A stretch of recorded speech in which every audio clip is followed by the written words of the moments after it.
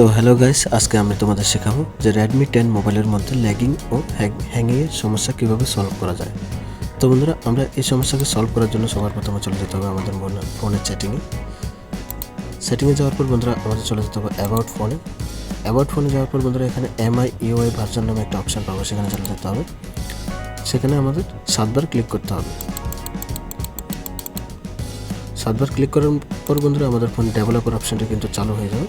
আমরা তারপর চলে যাব অ্যাডিশনাল সেটিংস অপশানে যাওয়ার পর বন্ধুরা আমরা চলে যাব ডেভেলপার অপশানে যাওয়ার পর বন্ধুরা আমরা নিচের দিকে চলে যাব যতক্ষণ আমরা সেই অপশানটা খুঁজে পাচ্ছি।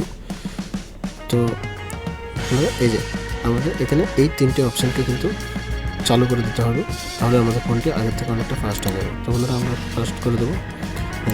আমরা এই অপশানটা ফাস্ট করে দিলাম। আপনারা ঠিক এভাবেই করবেন যেভাবে আমি করলাম। তো এভাবে করার পর বন্ধুরা আমরা হোম স্ক্রিনে চলে যাবো। তো বন্ধুরা এখন কিন্তু আমাদের ফোনটি আগের থেকে অনেকটাই ফাস্ট কাজ করছে। তো বন্ধুরা এভাবে আপনারা আপনাদের Redmi 10 মোবাইলটি অনেকটাই আগের থেকে ফাস্ট চালাতে পারবেন।